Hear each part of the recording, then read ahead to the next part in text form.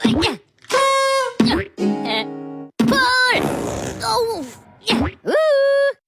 야! 우후!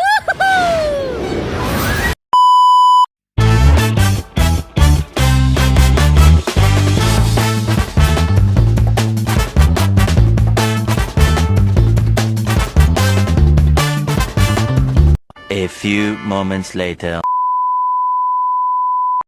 Assalamualaikum warahmatullahi wabarakatuh. Halo semuanya, saya mahasiswa aktif UIN Sunan Gunung Jati Baru, jurusan Pendidikan Agama Islam. Kebetulan saya sangat tertarik dengan dunia pendidikan, terutama pendidikan agama Islam. Salam kenal, nama saya Nabila Syahla Pratiwi. Di sini saya akan membahas terkait konsep taat sesuai dengan Quran Surat An-Nisa ayat 59. Selamat mendengarkan.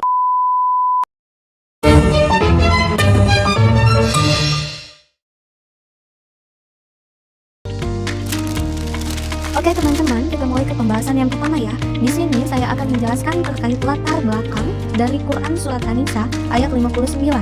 Taat adalah sikap tunduk, patuh, dan berserah diri kepada aturan atau perintah yang telah ditetapkan. Dalam kehidupan yang semakin kompleks dan problematis ini, manusia membutuhkan nilai-nilai penuntun yang dapat menjaga arah dan tujuan hidup. Salah satu nilai tersebut adalah ketaatan. Dalam Islam, ketaatan bukan hanya berkaitan dengan ibadah, melainkan menyentuh seluruh aspek kehidupan. Taat kepada Allah, Rasul, dan ulil amri merupakan pilar yang menjaga keseimbangan antara nilai spiritual, etika, dan keteraturan sosial. Oke teman-teman, selanjutnya kita akan membahas Asbabun Nuzul Quran Surat An-Nisa ayat 59. Teman-teman boleh sambil disimak ya. Quran Surat An-Nisa ayat 59 ini turun karena dilatar belakangi oleh peristiwa yang terjadi di tengah pasukan mukmin ketika Rasulullah SAW mengutus mereka ke suatu tempat dan menunjuk Abdullah bin Hudzafah sebagai komandan. Rincian kisah ini dijelaskan dalam Sahihul Bukhari sebagai berikut. Nah, saya mau bercerita ya teman-teman. Ali berkisah, suatu hari Nabi SAW mengutus kelompok pasukan dan mengangkat seorang pria dari kaum Ansor sebagai pemimpin. Setelah itu, Rasul berpesan nih kepada sekelompok pasukan agar mentaati pemimpin. Suatu ketika, pemimpin tersebut memarahi kaumnya dan berkata, "Bukankah Rasulullah SAW telah berpesan kepada kalian agar menaati perintahku?" Tanya pria itu. Pasukan bergegas menjawab, "Benar." Kemudian pemimpin berkata kembali, "Kumpulkan kayu bakar, nyalakan, lalu masuklah kalian ke dalam bara api." Setelah itu, pasukan segera mengumpulkan kayu bakar untuk menyalakan api. Sebelum melaksanakan perintah masuk ke dalam api, mereka berdiri dan saling memandang. Beberapa orang berkata, "Kita mengikuti ajaran Nabi agar terbebas dari api neraka. Oleh karena itu, haruskah kita masuk ke dalam api ini?" Mereka berdebat cukup lama hingga api tersebut padam dan kemarahan pria tadi mereda. Begitu sampai di Madinah, mereka menceritakan peristiwa tersebut kepada Rasul SAW. Setelah itu, Rasulullah pun bersabda, "Andai kata mereka menceburkan diri ke dalam bara api, niscaya mereka tidak akan keluar dari neraka sampai kapanpun. Sesungguhnya ketaatan kepada pemimpin itu hanya diwajibkan jika ia memerintahkan hal-hal yang baik." Begitu teman-teman terkait Asbabun Nuzul Quran Surat An-Nisa ayat 59. Menarik kan? Nah teman-teman, selanjutnya saya akan membacakan Quran Surat An-Nisa ayat 59. Untuk teman-teman boleh ikut membaca atau menyimak dan mendengarkan dengan seksama ya. A'udzu billahi minasyaitonir rajim. Bismillahirrahmanirrahim. Ya ayyuhallazina amanu athi'ullaha wa athi'ur rasul wa ulil amri minkum. فَإِن تَنَازَعْتُمْ فِي شَيْءٍ فَرُدُّوهُ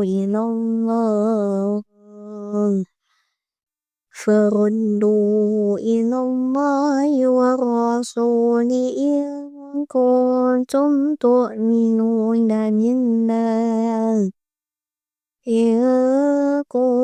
kuntum tu'minuna billahi wal yawmil akhir.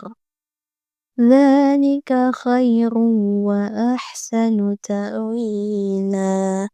Shadaqallahul azim. Yang artinya, wahai orang-orang yang beriman, taatilah Allah dan taatilah Rasul Nabi Muhammad SAW, serta walil amri atau pemegang kekuasaan di antara kamu. Jika kamu berbeda pendapat tentang sesuatu, kembalikanlah kepada Al-Quran, kepada Allah dan Rasul Sunnahnya. Jika kamu beriman kepada Allah dan hari akhir, yang demikian itu lebih baik bagimu dan lebih bagus akibatnya di dunia dan di akhirat. Quran Surat An-Nisa ayat 59. Oke teman-teman, selanjutnya saya akan membahas terkait tajwid Quran Surat An-Nisa ayat 59. Di sini saya sengaja ya teman-teman sudah memberikan warna yang berbeda-beda di setiap lafaz sesuai dengan hukum tajwid yang berlaku. Yang pertama tuh ada warna oranye ya. Hukumnya apa nih? Coba bisa gak teman-teman tebak? Apa sih hukum dari lafaz yang berwarna oranye? Oke, jawabannya benar ya teman-teman. Hukum tajwid warna oranye ini yaitu mad jaiz munfasil.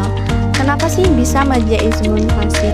Alasannya karena terdapat huruf mad yaitu alif bertemu dengan hamzah pada kalimat yang berbeda.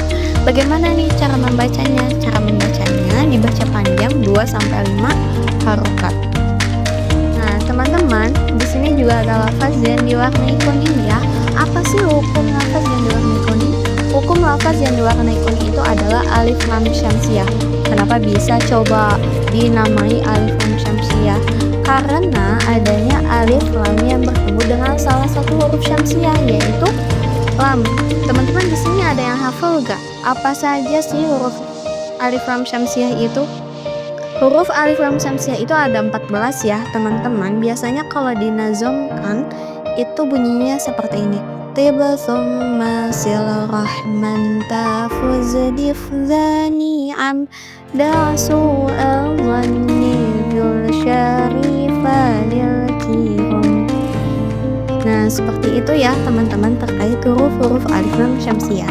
Selanjutnya ini ada lafaz yang diwarnai biru, alladzina.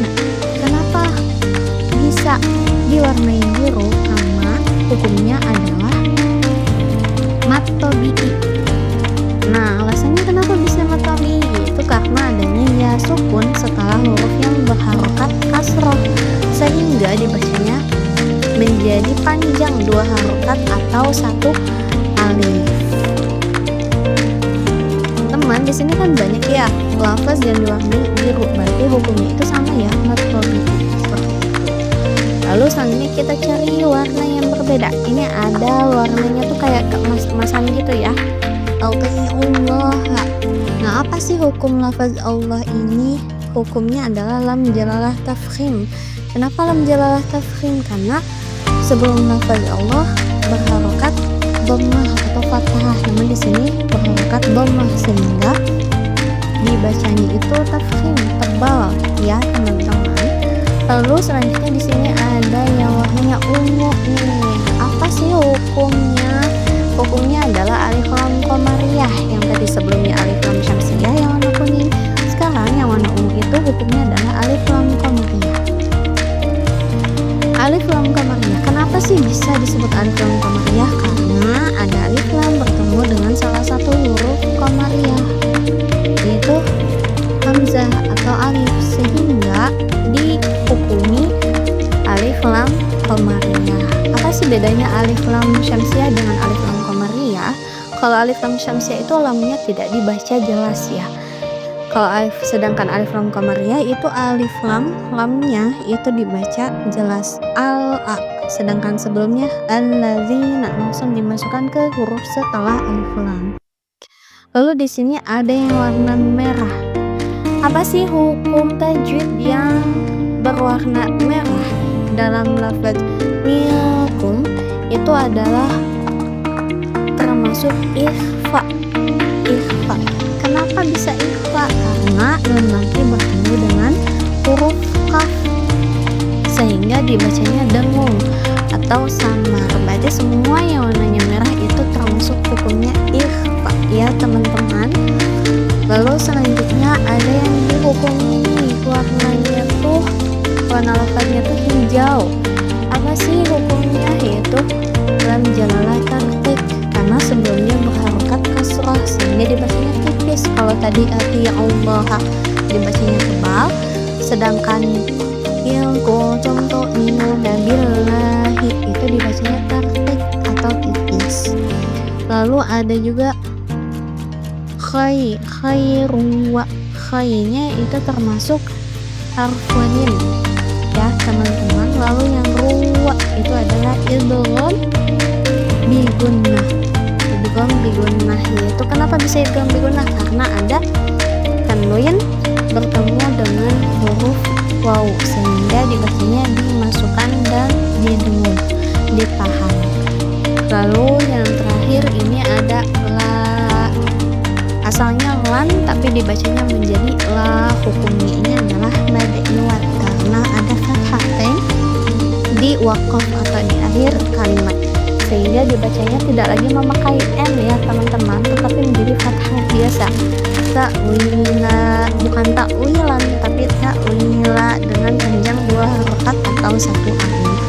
Seperti itu.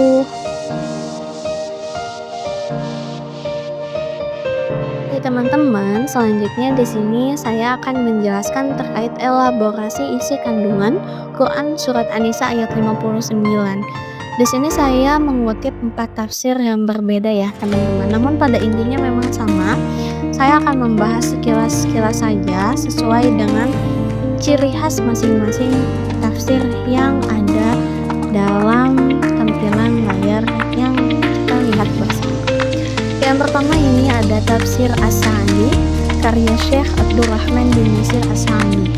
Beliau mengatakan bahwa tafsir ini bermakna Allah memerintahkan untuk taat kepadanya dan taat kepada Rasulnya, yaitu dengan melaksanakan perintah keduanya yang wajib dan yang sunnah, serta menjauhi larangan keduanya.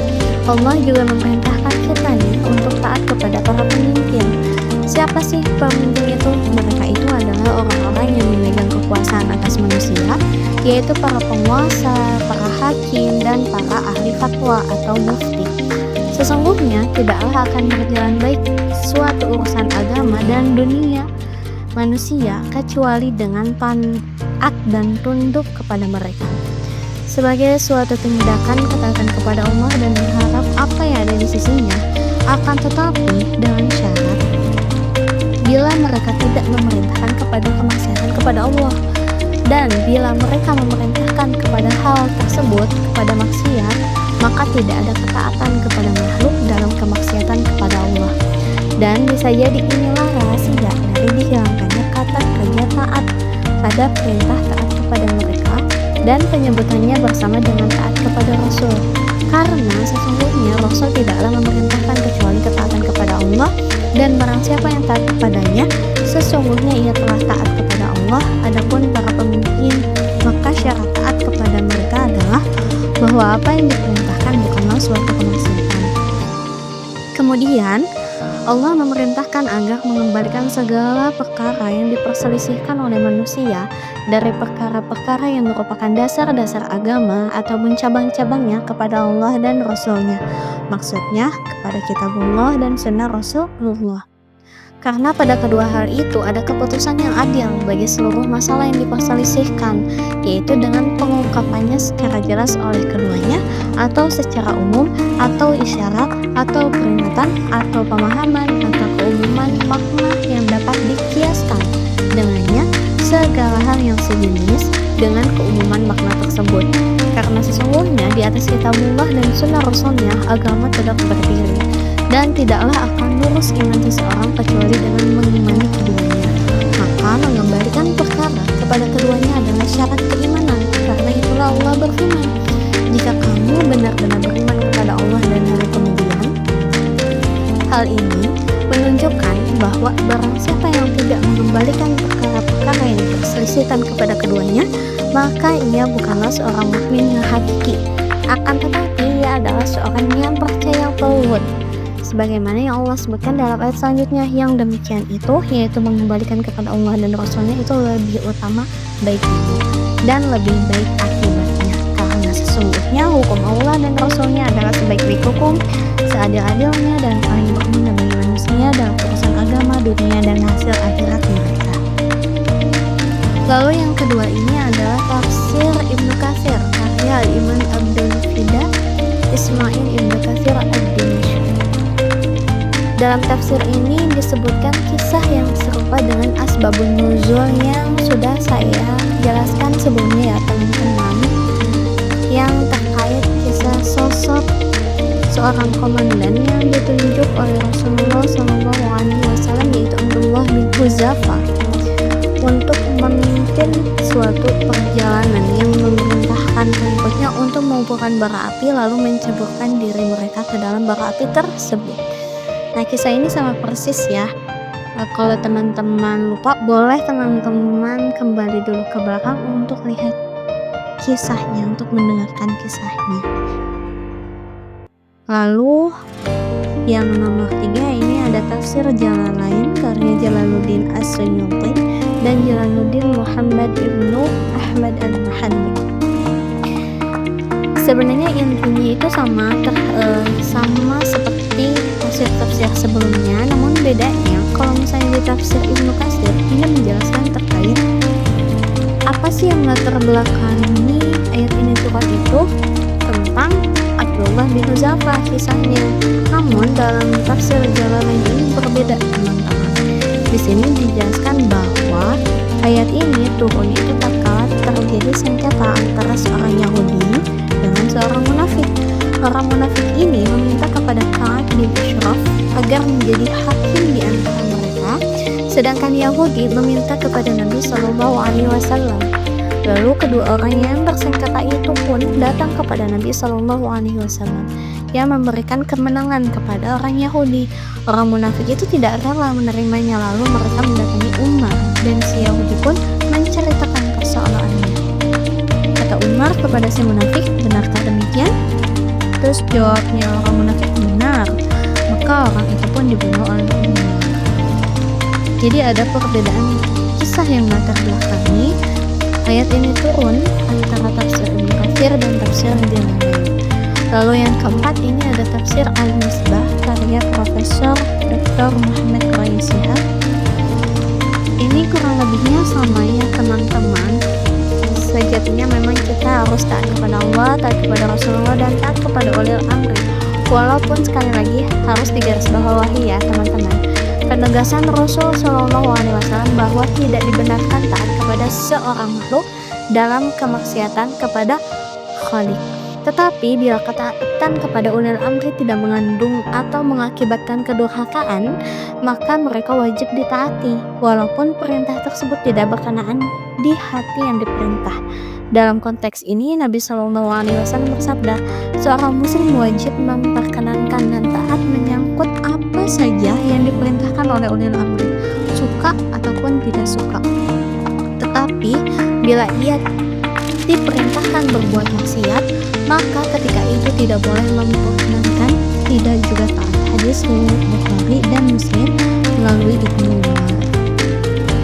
Nah, jadi pada intinya teman-teman, kesimpulan tafsir dari 4 tafsir yang saya sudah kutip sebelumnya itu dapat disimpulkan bahwa kita sebagai seorang yang beriman wajib mentaati Allah Al-Quran, mentaati Rasul Sunnahnya, dan mentaati para pemimpin dalam perkara selain maksiat kepada Allah. Apabila terdapat selisih paham dalam suatu perkara, maka kembalikanlah ketetapan hukumnya kepada kitab Allah dan sunnah Rasulullah Muhammad SAW. Jika memang beriman dengan sebenar-benarnya kepada Allah dan dari perhitungan, mengembalikan persoalan kepada Al-Quran dan As-Sunnah itu adalah lebih baik daripada berselisih paham dan pendapat atas dasar pikiran belaka, dan akan lebih baik akibat dan dampaknya untuk kita semua. Dan pembahasan terakhir yang akan saya sampaikan adalah kesimpulan dari materi yang sudah saya sampaikan ya teman-teman. Pada intinya, taat kepada Allah, Rasul, dan ulil amri selama tidak memerintahkan kepada maksiat ya, sebagaimana yang diperintahkan dalam Al-Quran Surat An-Nisa ayat 59 merupakan landasan utama bagi kehidupan seorang muslim. Ketaatan ini menunjukkan keimanan yang sejati serta membentuk sikap tunduk kepada kebenaran dan ajaran yang benar. Dengan menjaga ketaatan tersebut, seorang muslim akan mampu menjalani kehidupan yang teratur, adil, dan diridhoi oleh Allah Subhanahu wa Ta'ala. Ketaatan juga menjadi wujud nyata dari keikhlasan hati dalam menerima aturan dan petunjuk yang membawa kepada keselamatan di dunia maupun di akhirat. Oke teman-teman, the last chapter yang akan saya sampaikan di pembahasan kali ini adalah suatu quotes ya, yang semoga bisa memotivasi dan memberi semangat serta prinsip yang kuat untuk teman-teman semua yang menyimak. Bebas itu pilihan, tapi taat itu kemenangan. Biar dunia bebas, kita tetap jaga iman ya teman-teman.